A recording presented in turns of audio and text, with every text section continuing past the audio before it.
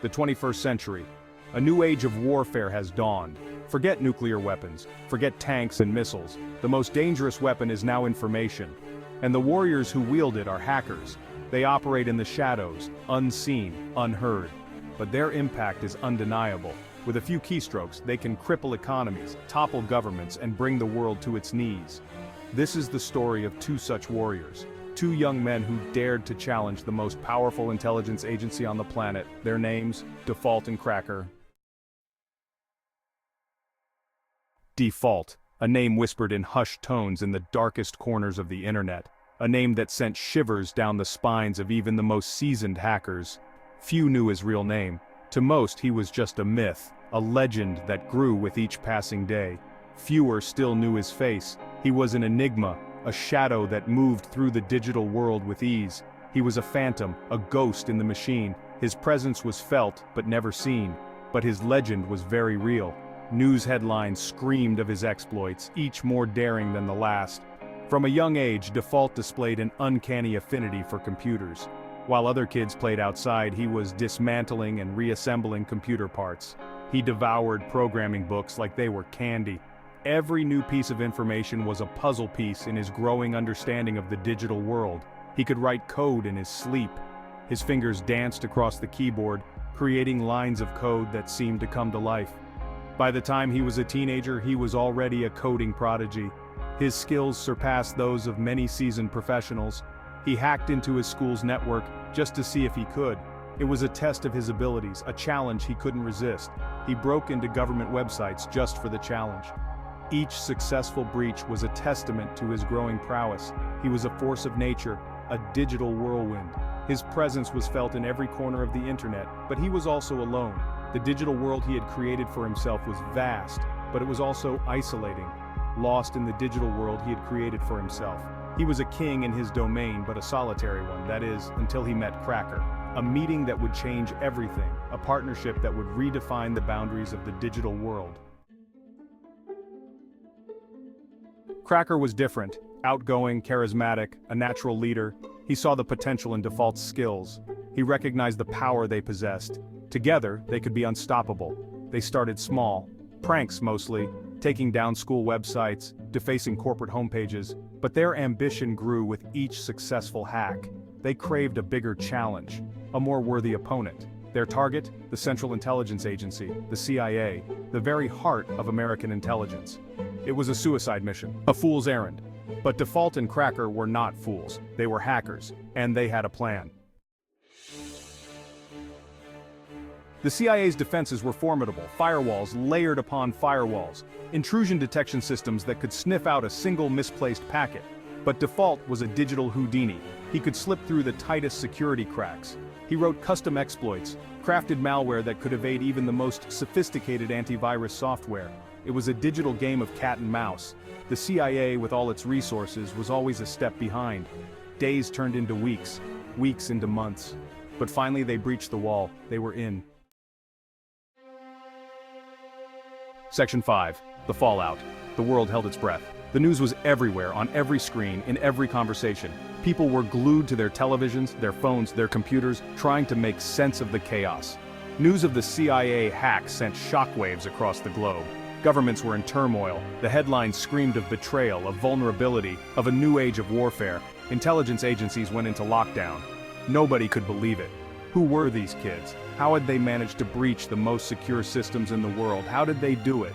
The answer was simple. They were smarter, they were faster, they were the future.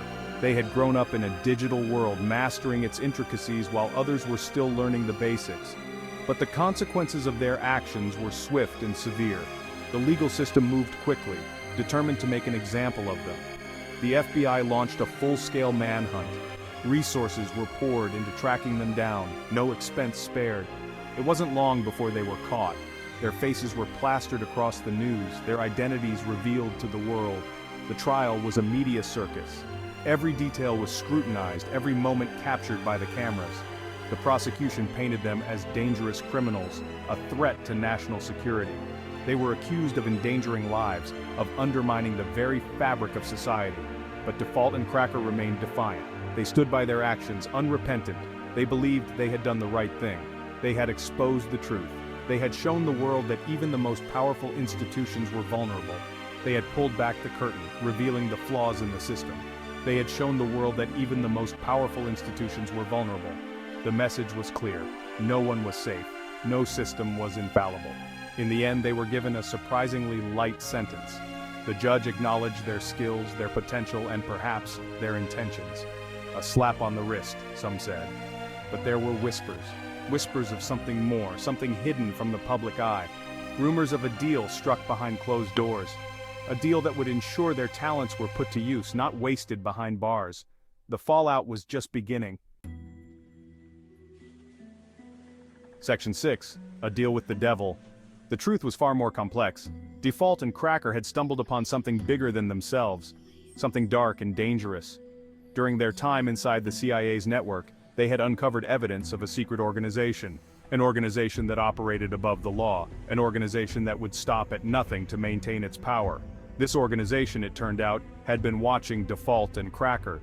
They had seen their potential. And they had made them an offer they couldn't refuse: work for us, or face the consequences.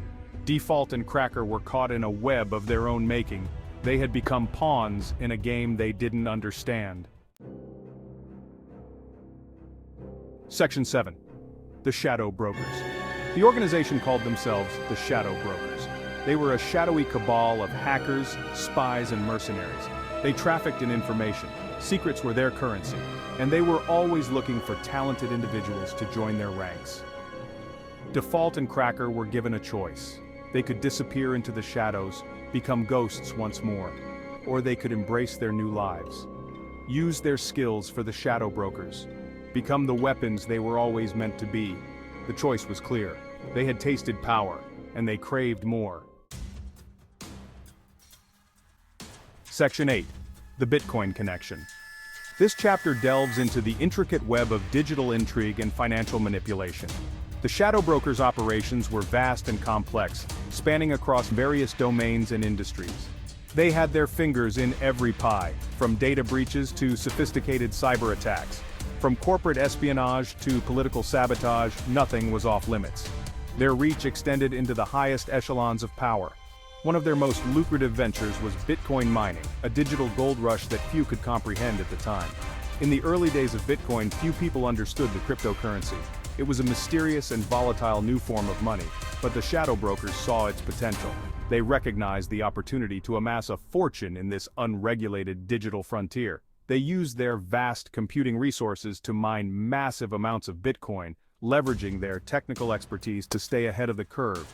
They became one of the largest holders of the cryptocurrency in the world, amassing a digital treasure trove that was both valuable and vulnerable. Default and Cracker were tasked with protecting this digital fortune. Their mission was to ensure the security and integrity of the Shadow Brokers' Bitcoin reserves. They developed new security protocols, built impenetrable wallets, and hunted down anyone who dared to steal from the Shadow Brokers. Their vigilance was relentless.